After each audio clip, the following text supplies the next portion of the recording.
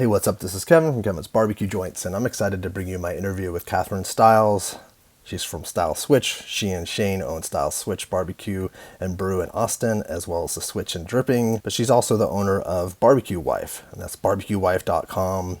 They have a Bloody Mary mix, they have a margarita mix, they have tons of apparel, they have tons of other content related to Barbecue Wife. We'll get into that in detail. This took place in January, right before the world completely changed. So as we talk about things, obviously we do not mention COVID-19 at all, but it's nice to get a chance to see what her mentality was and what her thought process was prior to that. And the Switch Dripping is open Tuesday through Sunday, a little bit different hours, as well as the Stiles Switch Barbecue and Brew. They're both places are closed on Mondays, but they're open Tuesday through Sunday, but adjusted hours because of COVID, takeout and curbside only.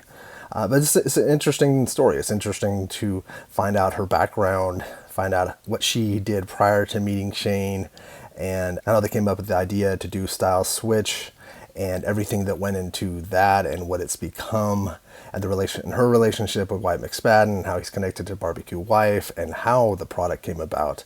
It's all really interesting, and if you want to come out with and been thinking about that, itching to do that, this is a great primer. She gives you a lot of information. She's dead honest about stuff, and it's not an easy thing to do. I really think you'll find that interesting. Make sure you do visit both locations. Make sure you go online to Barbecue Wife, purchase stuff, support them. They're great members of the barbecue community.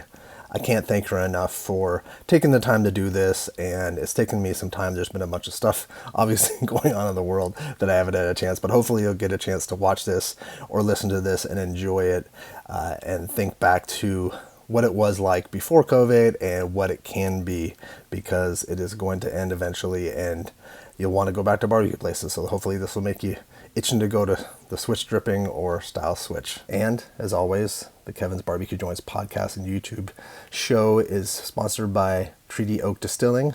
They're in Dripping Springs, and they are still selling their product online. They're doing some grocery stuff. They're doing a lot of cool stuff. Check them out at treatyoak.com. You'll get a chance to really see. Obviously, things have changed. You can't visit the way that you used to, but you will eventually. And also, AJ's Custom Cookers is a sponsor of the show. That's at ajscustomcookers.com. He's still making pits. He's being careful while they do it. They're doing the 6 feet distance thing. I have an interview coming up pretty soon that you'll get a chance to listen to him in depth more about what he's doing right now. I have an old interview with him, but this will be a cool one for a primer, for a chance to get a catch up and see what his lead times are, what his new products are that he's doing. But in the end, thanks so much for listening. Subscribe if you like it. Subscribe to the podcast, to the YouTube channel. If you're just listening to this on podcast, youtube.com/Kevin's BBQ Joints. And I have a new website, kevinsbbqjoints.com, or Read On website by Zach Oldham. Zach Oldham Design. It's awesome. Tons of content. Check it out. Thanks so much. Good morning. Good morning. How are you today? I'm good. How are you? Today, like a Wednesday, is it typically really busy for you? Every day seems to be busy. I don't know the day that is not busy anymore. We used to have a little bit of a slower pace on Mondays because we're closed. So with the type of craft style barbecue that we do, it's 24 hours a day, 6 days a week. So if we didn't have that one day to stop and reset, turn the pits off and all of that, it would implode for sure. But, Mondays are typically are in the office, planning the week out, answering emails and doing all of that. So there really isn't, I don't feel like a day off anymore. And also too, because you guys are open for lunch and dinner at both spots, right? Yeah, so we do, like I said, it's a 24-hour cook process. So, we don't, cook and sell out model. We cook and then cook again. So typically, yeah, it's a busy day, but we've got some really talented and amazing people and customers and supporters of the model that we've built. Yeah, you have fanatics, the people that do, and the people that are in the know, and that's something too I want to talk about, because I feel like it's important that people understand that, number one, there's an evening option for barbecue in Austin and then in Dripping Springs, but also what you guys offer is unique to barbecue, especially at the new location. It's a completely different. Did you grow up in Texas? I did. I grew up in the Austin area, and then my family moved outside of the Houston area when I was in middle school. So I kind of have a split childhood between Austin and the Houston area. What was your path? Were you going into marketing? I was. So when I graduated high school, I went to Texas A&M University, and I got a degree in marketing, and I followed that path out of out of school. So I worked actually in radio media for 10 years. That was my first career. So I had How was that? a really fun, a very fun, It's awesome. stressful, right? At times, isn't it? Are you selling ads? Is that what you're doing? Yeah, I was selling, doing more event marketing side of the equation too. So I was with, which is now iHeartMedia Clear Channel, Oh wow. which is now iHeart, and we had Yeah, I know. That gets eight gobbled radio up every day. properties in that cluster in Houston. It's a very large media market. So I got to work on some really big campaigns, big agency stuff, big concert production, so I got a crash course into all kinds of avenues of business. And that helped you out a lot for both projects that you have. Well, for the restaurant side as well as the barbecue wife side, I'm sure. Yeah. So, and then after my radio career, I was a founder of a company called My Fit Foods. So we sold that to private equity. And then I started having kids, and my husband got in the barbecue side of the business. So I had a food path before even barbecues. Did you meet Shane when you were working in the radio world? No. Well, yes, I did. We went to college, both of us at A&M, both graduated the same year, and we did not know each other, but we had the same circle of friends, Wow. crazy enough. And then we got connected after college and dated long distance. He was in Austin. I was in Houston. We dated long distance for about 2 years before we finally made that, okay, who's moving? What are we doing here? And Yeah. I said, I'm coming back to Austin. So that was a no-brainer for me. Was he talking about, or were you guys like at that time about opening a barbecue place? No, I mean, he'd always mentioned, his love for barbecue. He grew up in a town called Taylor, Texas, which is kind of a Central Texas, mecca for barbecue enthusiasts, if you know the story of that town and that community. And, he always tells the story. I ate barbecue probably 3 to 4 times a week, Catherine. You probably ate barbecue 3 or 4 times a year.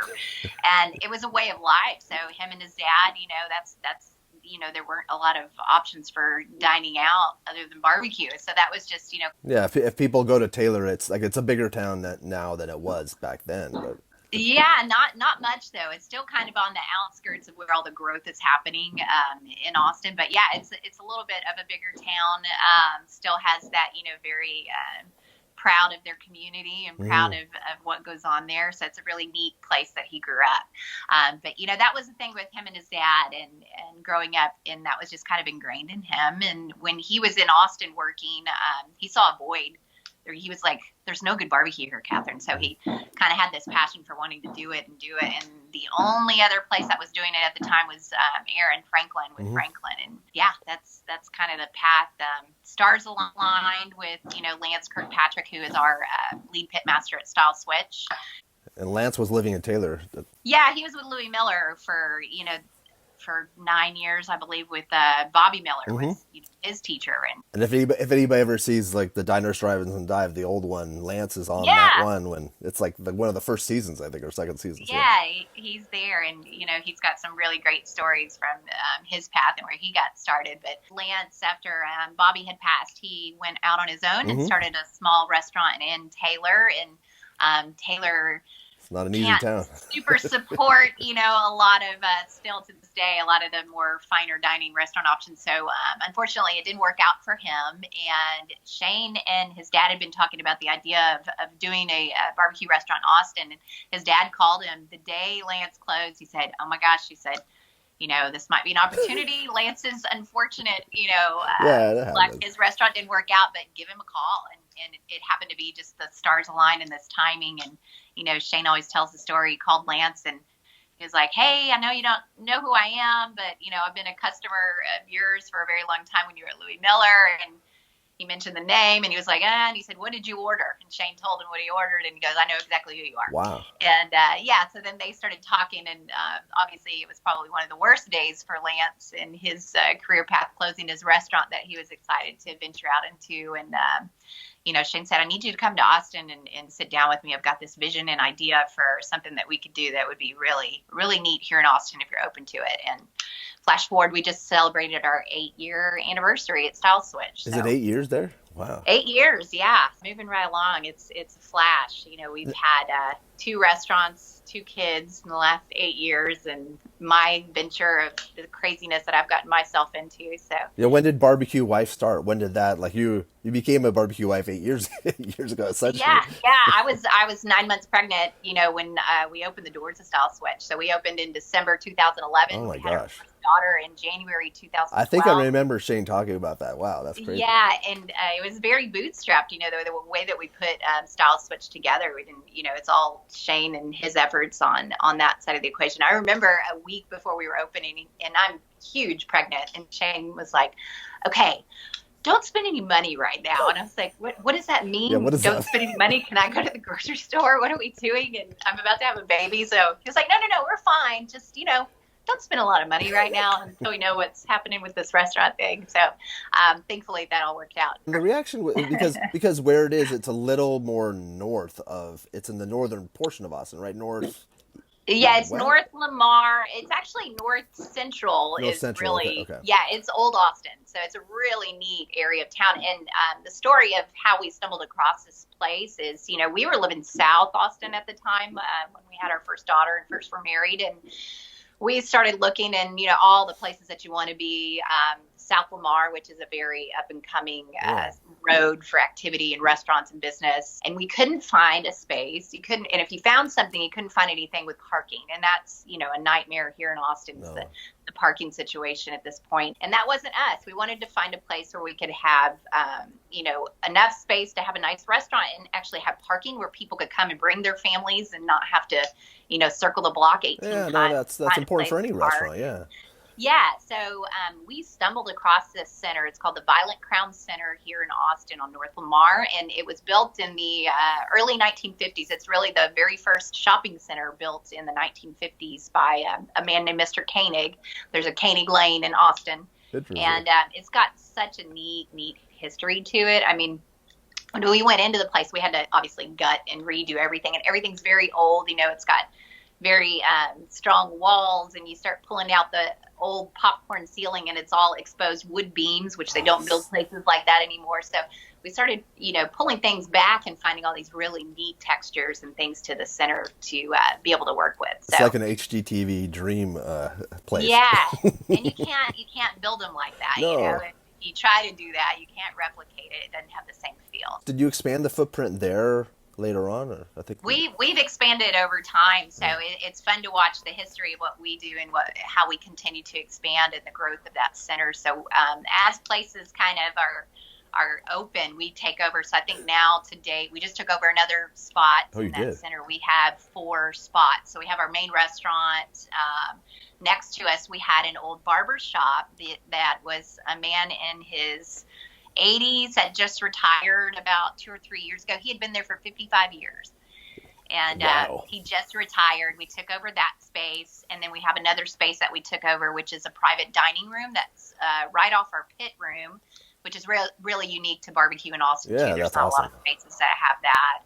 And then we just took over our 4th space, which is just for prep, and it's got a huge walk-in cooler to expand our space there as well. So Crazy. That's amazing. Yeah. And if you go in the back where all the pits are, we've added on from our original pit.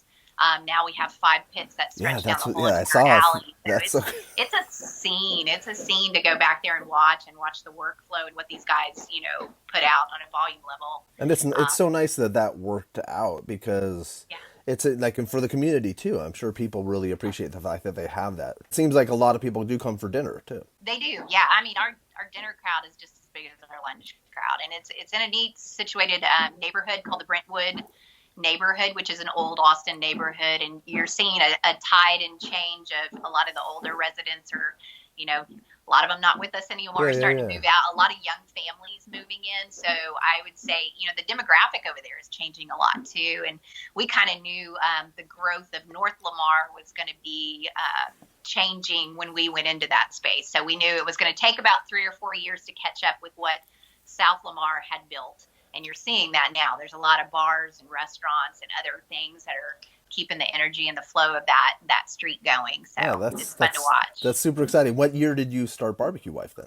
I started Barbecue Wife. Let's see, what year is it now? 2020? I think it's 2020. All my years. 2026. About 2015. So we're going on about 5 years now. And was that just because you didn't have enough to do, so you want to do more? I always have way too much to do, but if you know me, I have like 9,000 ideas a minute, and every once in a while somebody will let me do one. So it was right after I had my second daughter. So crazy enough, I had my first daughter in 2011, And then 16 months later, I had another daughter. So we've got two kids that are 16 months apart. Oh, that's and great. It was in this interim of me, I retired out of my full-time position with the company that I was one of the founding members of, called My Fit Foods. And at the height of that company, we grew it to 100 locations in 5 states. And I handled the PR effort. So that's my background, is PR media.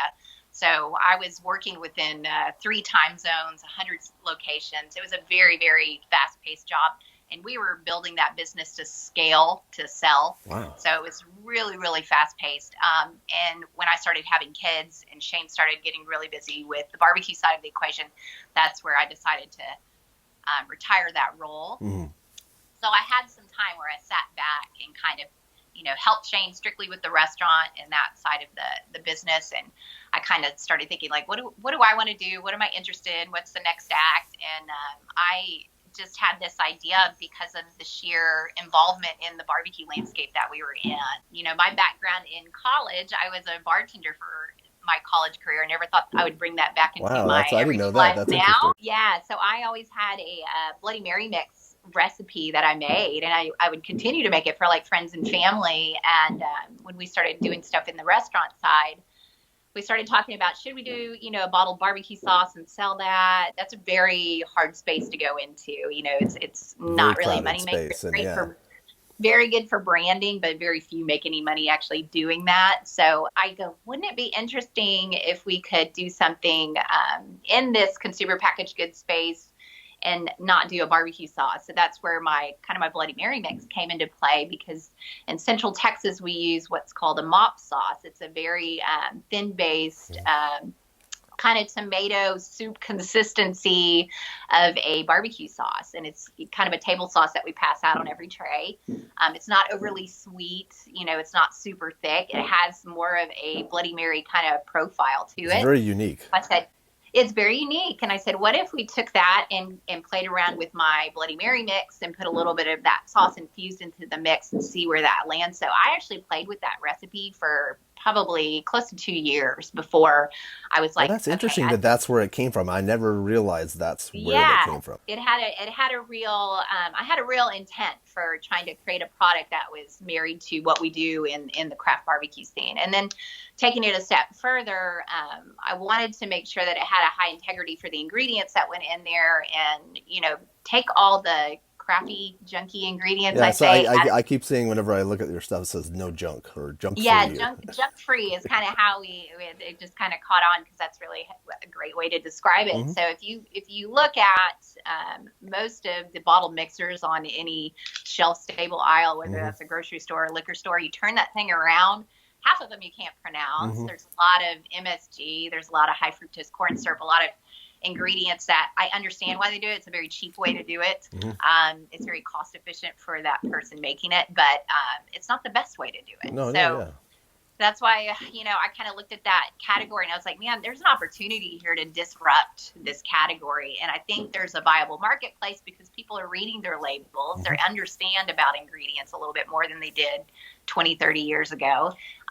So I said, let's see what we can do here. And that's kind of how that product, the actual product came about. Barbecue Wife, the brand came about because of, obviously, I was a barbecue wife in this space, and I quickly noticed when I got into it, it's a very male-dominated space. Yes. And it said, wouldn't it be interesting to be able to use this as a platform to tell some perspectives from the female point of view in this very male-dominated space? And to showcase. To showcase that. Yeah, and I found that I was meeting so many amazing women that were part of this barbecue community, whether they were, one of the family-owned restaurants or just women working inside the operation, maybe not behind the pit, because that's not traditionally where you would find them. But I was like, there's so many interesting stories here of these women and how they got involved in this. And wouldn't it be neat to tell those stories along the way? So quickly, we started, gathering some stories on different women that I would meet in this space. And we call it Tales of a Barbecue Wife. So we have those stories that we continue to tell on the website and push them forward, because there's not a lot of traditional media outlets that are really telling those stories. So, you'll see it like even today, even though it's expanded, there's maybe a one-off story a year about it. Yeah,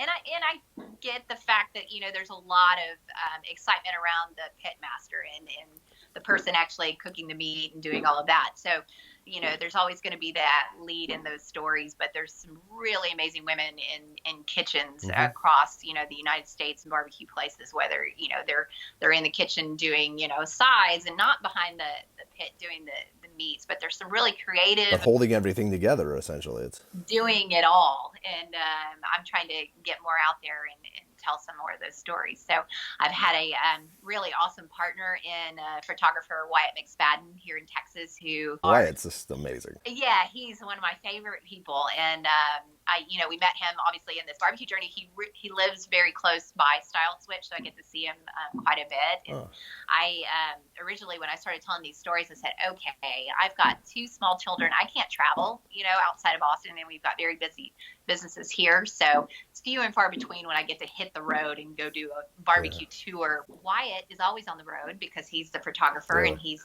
very high in demand from some very big publications. And I started talking to him about this whole journey, and he said, you know what, Catherine, if I'm in a city that you want to talk to someone, let me know, and I'll go and take their portrait, and then you can do the interview on email or by phone.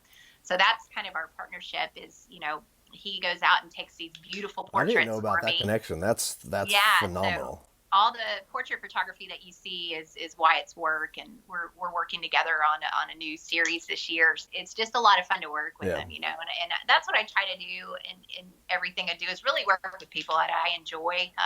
So I don't have really any other angle other than, you're a good person. I enjoy your company. Let's see what we can do together. Yeah, that's a great way to live life. Yeah, it is. Absolutely. So yes, so we're having a lot of fun. What was the reaction to it when it first came out, and how hard was it to ramp it up?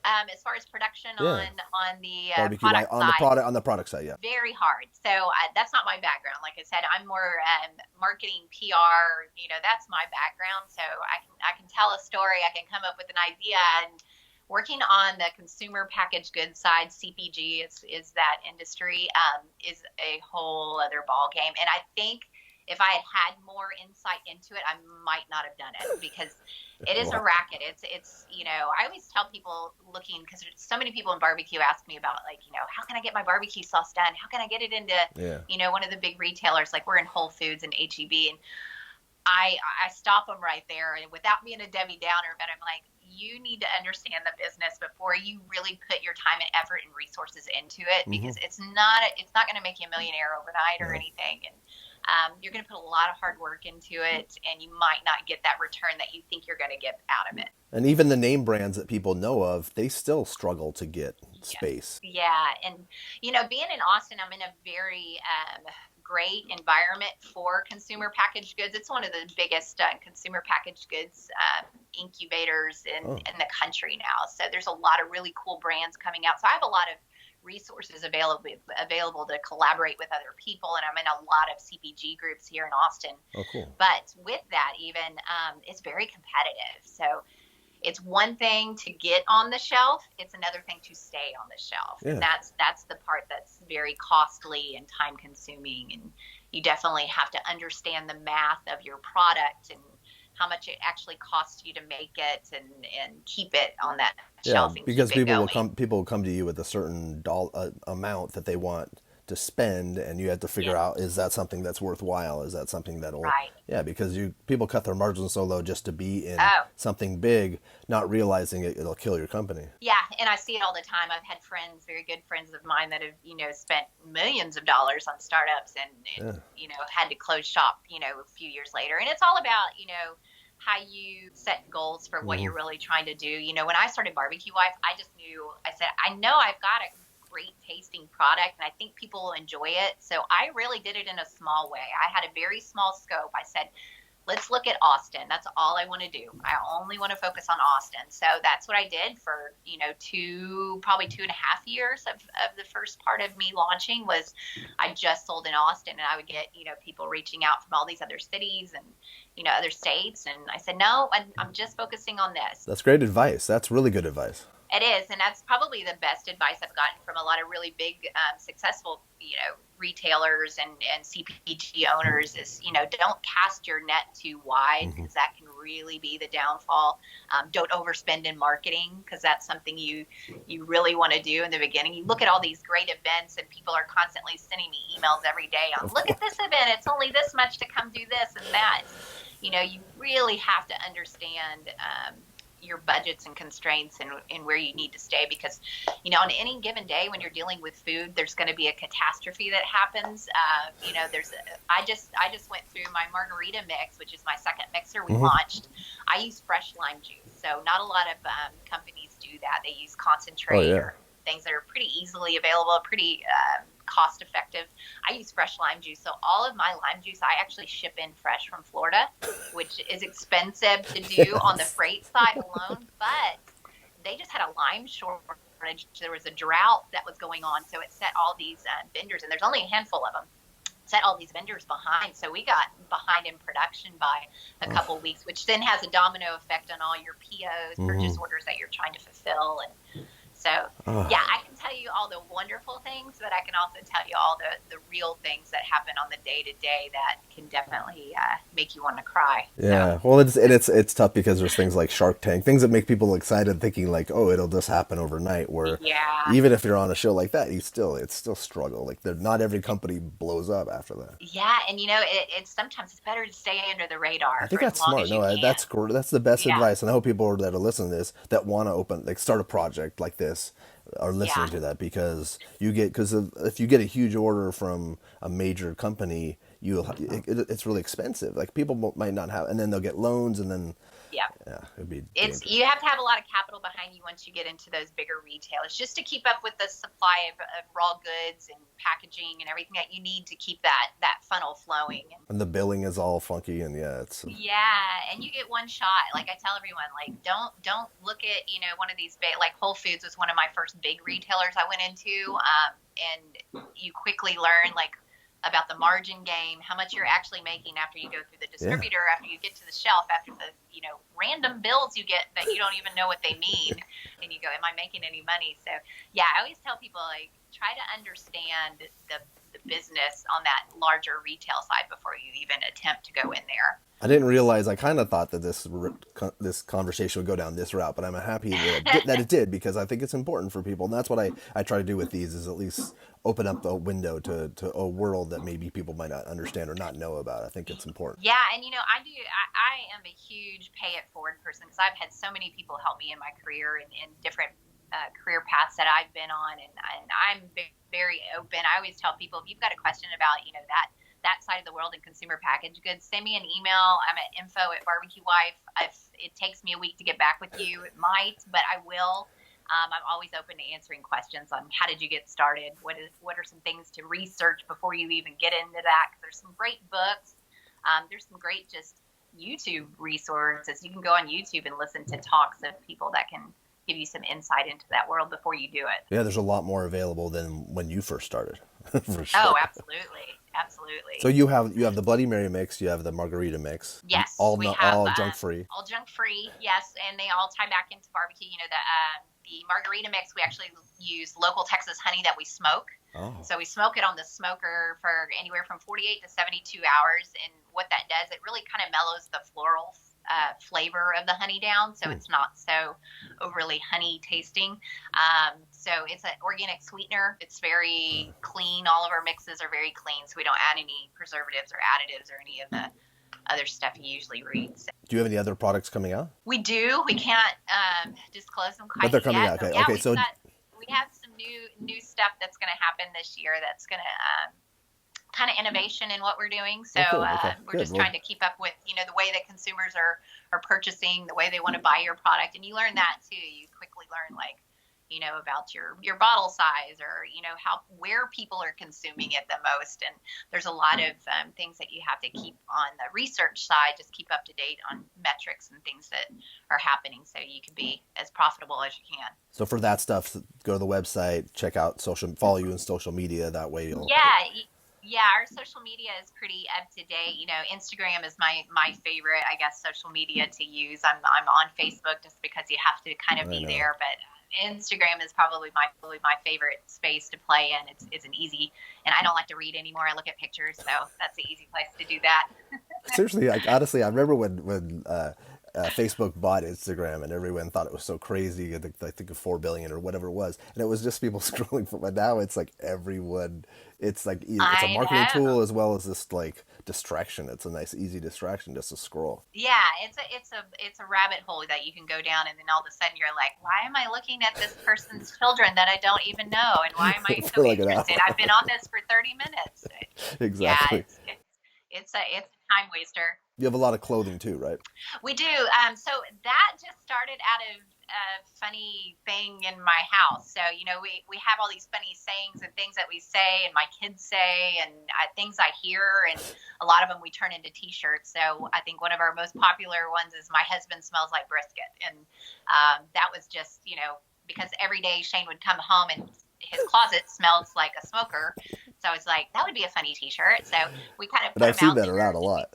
I have a new one I just did when we launched the margarita mix because I'm a mom. It says mom jeans and margaritas. So we make fun of, Yeah, no, mom. it's all super clever. It's fun. And it's really resonated with our audience. So, I always try to tell people, I am a product company and that we make these great mixers, but we also try to have fun and tell stories and be lighthearted about what's happening in our everyday lives. So that's where a lot of those things can tie in. It extends the brand for sure. It does. We have a really great, amazing, loyal audience that continues to buy from us, and we throw wacky things out there. Sometimes they're working, sometimes they're not, but it's fun to be able to try new things and pivot in that space. It's so great too. Like, do you find it at bars around, or is it mostly at retail? Yeah, we are, and we're expanding that footprint in bar and restaurant too. So the Bloody Mary and the margarita are somewhat difficult in some markets because of restaurants like to make their own a lot. So, Oh, that's true. but we like to be an alternative for people that don't want to have the headache of making their own Bloody Mary mix or their own margarita mix. That we have that, and it's actually real food and not some electric green margarita mix that doesn't look like anything Yeah. natural you should be drinking. But That tastes like overly sweet or weird sour. yeah, ours is very more. I always say it's like an Austin, Texas margarita. If you come to Austin, just about 99% of the restaurants here are squeezing fresh lime juice and mixing with agave and really great tequilas, and that was the inspiration for that. Is we're a big margarita family, my husband and I. So I was like, if I'm going to make a good one, it better be a really damn good one, or I'm going to get killed here in Austin for making a margarita mix. So, yeah, you have to overcome a little bit of that stigma too for mixers, because people are used to like, oh, mixers, but you can make them in a better way. Yeah, there's ones that everyone knows that forever they don't even taste quite like what you would imagine. Then you have a real No, yeah. margarita or you have a real Bloody Mary, you're like, wow, wait, that's Yeah. different. Yeah, and I mean, you can look at the price points on shelves. If you see a bottle of mixer for $2.99, they're making that mixer for probably 99 cents, so you can kind of guess what goes into it. Definitely. So then, what Yeah. was the Dripping Springs location? The switch. How did that come about? Like what was did you guys always want to open a second location? We wanted to do a second location. It always had to align with the timing and the right location, and all of those things had to align. But we also had such a talented group of individuals within our pit room at Stiles Switch that we knew we needed to also create a space where we could really have all of these talents thrive. Mm-hmm. So that was kind of the starting point for that location. And then we also we wanted to be able to play around with some different types of cuisine within the barbecue space. Everything that we do there is the same as Stiles Switch as far as Texas barbecue is involved, but we do have a really great huge kitchen, so we're able to play in that space and do more unique items. It has like a Cajun bent, right? And we've got some Cajun influence on there, but more Texas barbecue at the core is Yeah, really yeah, what we yeah. are. But we have a full bar out there where, at Stiles Switch, it's beer and wine only. So yeah, it's a little bit of a different take on everything that we do at Stiles Switch. But it's a lot of fun. The breakfast options or the brunch option. Yes, we do a big Sunday brunch out there. And that was the idea for, the Hill Country. It's such a beautiful space. If you've never been, just right outside of Oh, Austin. yeah. We're right on the edge of Austin and Dripping Springs. So you get out there, it gets real lush, real green, lots of hills. It's kind of a destination that you want people to come and enjoy and hang out. So we built that location geared around that. We want you to come, we want you to hang out and stay and bring your family and enjoy the space.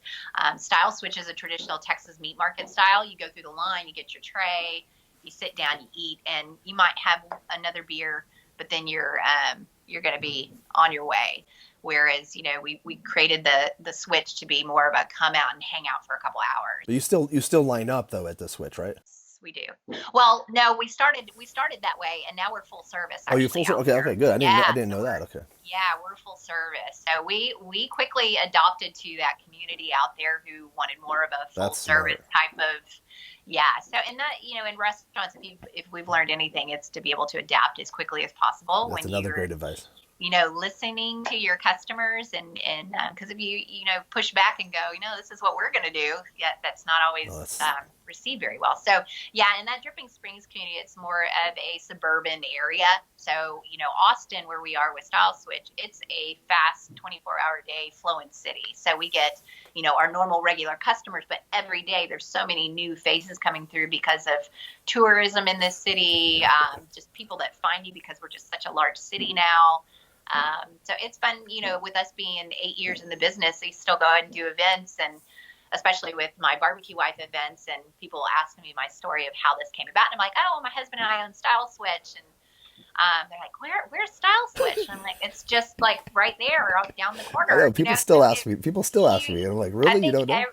I think everybody, when you get in your little world, you think everybody knows about you, but you quickly find out once you get out there and do events, nobody knows about you. You gotta tell them. So yeah. And that's good. There's still more potential customers. That's awesome. Always. Austin's a great city to be in for that. So people know, what are the hours for both locations? So pretty typical, same hours. We've got Stiles Switch. We're closed on Monday. We're closed on Monday out at the Switch as well. 11 a.m. to 9 p.m. during the week. And then on Sunday at the Switch, we have our Sunday brunch. So we start off at 10:30 in the morning. We do full Texas barbecue style brunch. And then we also have our regular menu that's available too, so you can get both worlds. So exciting! And it's amazing too how much volume you guys. Did you have 5 pits at both locations? We have at the Switch. We have 4 1,000-gallon Mobergs, and then we have a custom sausage pit. Oh, the sausage one, yeah, I've seen that. Yeah, that's a really, really, really neat piece of equipment. So that was built by Sonny Moberg and our lead pitmaster, Christopher McGee, who's an extremely talented individual, and he's known for all of his creative sausages as well. But he got with Sonny, and he said, "This is what I want," and they worked together to actually custom build that. But then we've got, the beautiful, you have to see that pit room because it's such a beautiful space, and it was neat because we built that restaurant from the ground up. Yeah, I was going to say, did you build it from the ground up? You that was my next question. Yeah, we were actually able to go in and go, this is exactly what we want, and having the knowledge base that we've had from Stiles Switch, where we went into an existing building and have literally built a pit room down a alleyway over the years and added on. It was neat to be able to go in and say, this is how we want it. This is what we want to do. And then we have a custom sausage room that's only for sausage making there. So smart. And so we do all of our own in-house sausages at both locations. And how does it feel walking into that location, knowing that you built it from the ground up? That must be a very exciting feeling. Or it is. Sense of accomplishment. It's a beautiful It's so gorgeous. space. Everything I've seen, the photos, even from the beginning, the photos were gorgeous. Thank you. Yeah, it's a really fun space. If you come to Austin, we'll have to take you out there because it's a lot of fun. You get the vibe of you want to have a good time and just kick back and hang out. Bring your friends and family. So we're doing a really neat, actually this Thursday, a really neat dinner with Dan Garrison, who is a Texas bourbon maker. He owns Garrison Brothers Bourbon. Oh, wow. We're doing a bourbon dinner with him Thursday night. So it's kind of a chef collaboration of the pit room meets the maker, and we're doing this bourbon pairing with all these. So it's fun out in that space. We get to do stuff like that more often, where we have these special dinner nights where we can bring other chefs in or collaborators and do fun things. So it definitely gives you a chance to be a lot more creative at that location. Yeah, it does. We have more space to work with, and we have the venue to host some of these really neat things. Well, thank you so much for taking the time, and look what you guys have Yeah. done. Like I'm very proud of you guys. Like I remember the early days and now to where you guys are now, and the future is still there's still a lot coming up. Yeah, yeah, we don't seem to slow down here. We just say, keep having ideas, and I don't think we think about them too much, or we probably wouldn't do them. We're just like, yeah, let's do it. Okay, let's go, keep moving. But yeah, we laugh if we sit still too long. We always think there's something wrong, like something's falling apart. Because if it's not 100 miles an hour, it's kind of crazy. So but thank you for all the support and the support of just the Texas barbecue community in general, and telling all the stories. Well, I love the community. I love the people, and I love the food, and I can't wait. And I haven't been to your new location. I'll be out probably in March. I might be out at the end of February, but it might be just for a quick 3 day. Oh, very I'm gonna try fun. to come at night if I can to at Yeah. least to the Switch because I haven't been to the Switch location. And then in March I'm gonna do an actual like week long tour in Texas again. So. Oh, very fun. Well, we've got March South by Southwest hits Austin, Oh which yeah, I is forgot the about that. whole, Maybe I gotta figure that out. yeah, navigate around that 'cause the Yeah, whole yeah. entire Oh, thank you world for inviting descends me. upon Yeah. Austin. Yeah, so it's a fun time. It definitely is a fun time. But yeah, it's a busy time in Austin during that 10 days. Yeah, when I lived in Texas, I left in January, just before I never got a chance to really experience South by Southwest. Yeah, it's a beast. It's fun to do every once in a while, but yeah, it's a beast. Yeah, maybe I'll come another time with the sound like with a company or something, my own company. Yes. But no, thank you again for taking the time, and thank you for everything you're doing. And Great. Well, thank you so much. I know we've been back and forth over the last, I guess, 2 or 3 months yeah, now no, trying to work it's out our great. schedules. So I always say life happens when life is Life happening. happens. Yeah, exactly. And I'm I've got, persistent. yeah, I've got a daughter that has the flu right now. So yeah, I was like, okay, let's just keep Well, I hope going. she feels better. Yeah, yeah. No, don't get Thanks. sick yourself. I'm trying not to. Yeah, be So, well, careful. thank you for taking the time. All right, have a great day. Thanks so much. Have a You great too. week. Say hi to Shane and say Okay, hi to Lance too. I will do. All right, Thank take care. you. Bye. Bye.